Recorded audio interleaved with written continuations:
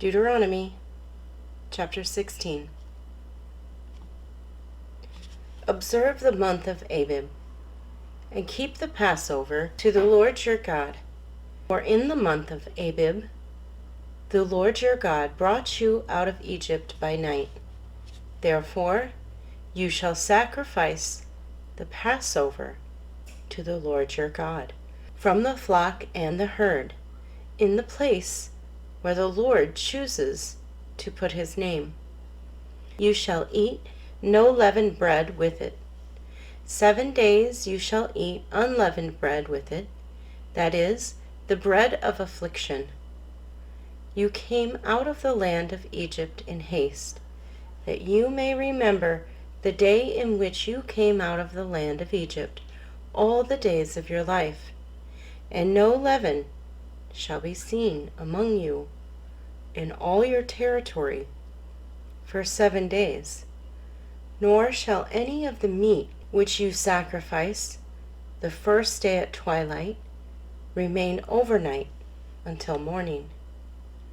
You may not sacrifice the Passover with any of your gates which the Lord your God gives you, but at the place where the Lord your God chooses to make his name abide. There you shall sacrifice the Passover at twilight, at the going down of the sun, at the time you came out of Egypt, and you shall roast and eat it in the place which the Lord your God chooses. And in the morning you shall turn and go to your tents. 6 days you shall eat unleavened bread, and on the 7th day there shall be a sacred assembly to the Lord your God. You shall do no work on it. You shall count 7 weeks for yourself. Begin to count the 7 weeks from the time you begin to put the sickle to the grain. Then you shall keep the Feast of Weeks to the Lord your God with a tribute of free will offering from your hand, which you shall give as the Lord your God blesses you.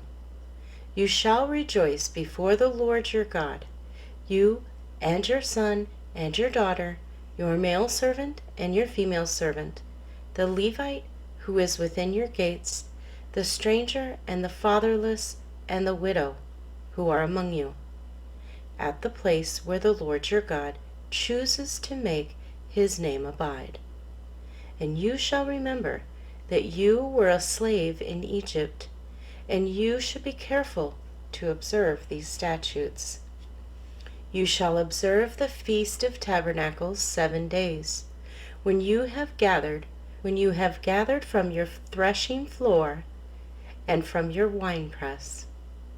And you shall rejoice in your feast, you and your son and your daughter, your male servant and your female servant, and the Levite, the stranger and the fatherless and the widow, who are within your gates.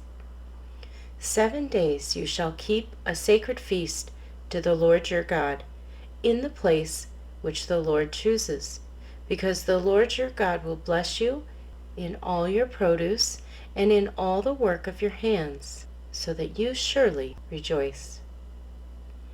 3 times a year all your males shall appear before the Lord your God in the place which he chooses, at the feast of unleavened bread, at the Feast of Weeks, and at the Feast of Tabernacles, and they shall not appear before the Lord empty-handed. Every man shall give as he is able, according to the blessing of the Lord your God which he has given you.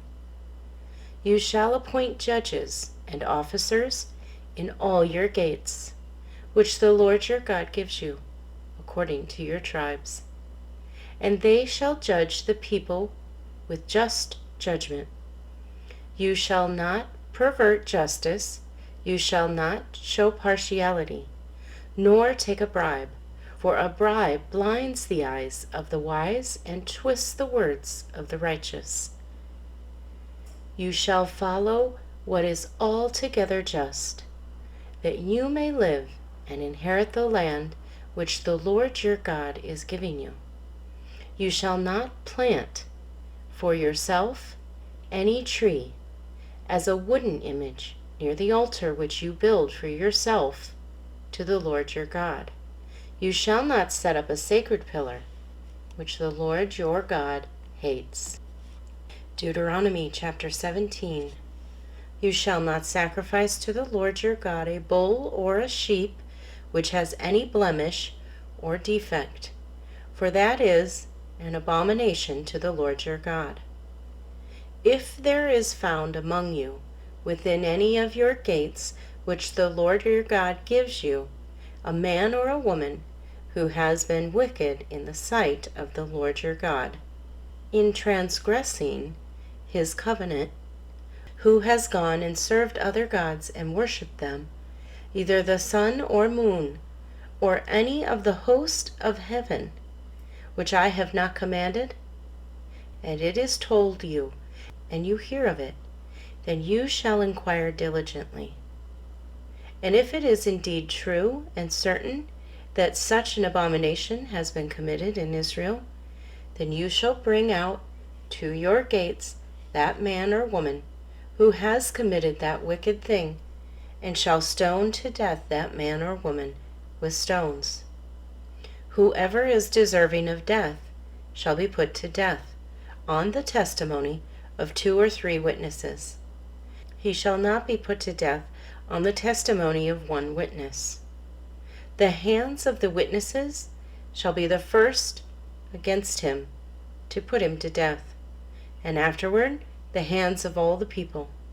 So you shall put away the evil from among you. If a matter arises which is too hard for you to judge, between degrees of guilt for bloodshed, between one judgment or another, or between one punishment or another, matters of controversy within your gates, then you shall arise and go up to the place which the Lord your God chooses.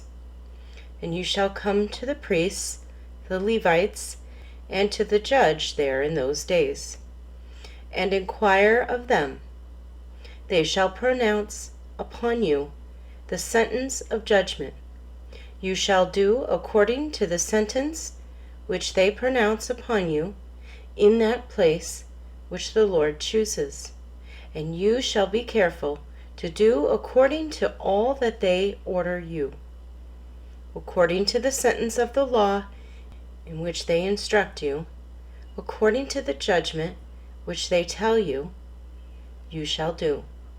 You shall not turn aside to the right hand or to the left from the sentence which they pronounce upon you. Now the man who acts presumptuously and will not heed the priest who stands to minister there before the Lord your God, or the judge, that man shall die. So you shall put away the evil from Israel, and all that the people shall hear and fear, and no longer act presumptuously. When you come to the land which the Lord your God is giving you, and possess it, and dwell in it, and say, I will set a king over me, like all the nations that are around me, you shall surely set a king over you, whom the Lord your God chooses. One from among your brethren you shall set as king over you. You may not set a foreigner over you, who is not your brother. But he shall not multiply horses for himself, nor cause the people to return to Egypt to multiply horses. For the Lord has said to you, you shall not return that way again. Neither shall he multiply wives for himself, lest his heart turn away. Nor shall he greatly multiply silver and gold for himself. Also it shall be, when he sits on the throne of his kingdom, that he shall write for himself a copy of this law in a book, from the one before the priests, the Levites.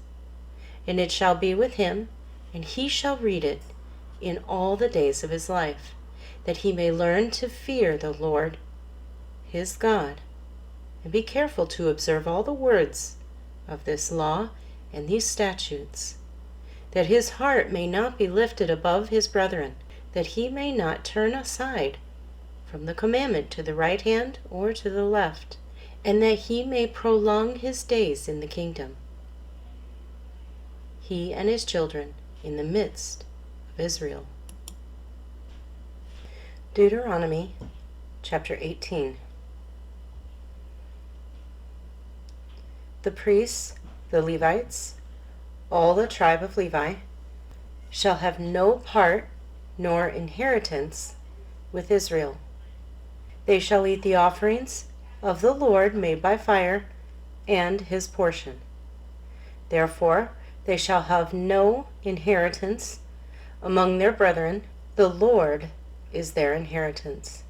As he said to them, and this shall be the priest's due from the people, from those who offer a sacrifice, whether it is bull or sheep, they shall give to the priests the shoulder, the cheeks, and the stomach, the first fruits of your grain, and your new wine, and your oil, and the first of the fleece of your sheep you shall give them. For the Lord your God has chosen him out of all your tribes to stand to minister in the name of the Lord, him and his sons forever. So if a Levite comes from any of your gates, from where he dwells among all Israel, and comes with all the desire of his mind to the place where the Lord chooses, then he may serve in the name of the Lord his God, as all his brethren the Levites do, who stand there before the Lord. They shall have equal portions to eat, besides what comes from the sale of his inheritance. When you come to the land which the Lord your God is giving you, you shall not learn to follow the abominations of those nations.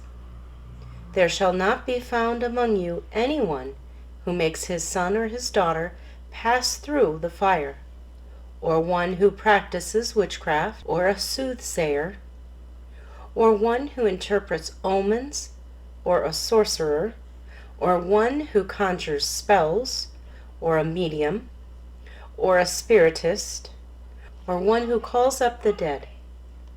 For all who do these things are an abomination to the Lord. And because of these abominations, the Lord God drives them out from before you. You shall be blameless before the Lord your God. For these nations which you will dispossess listened to soothsayers and diviners. But as for you, the Lord your God has not appointed such for you. The Lord your God will raise up for you a prophet like me from your midst, from your brethren.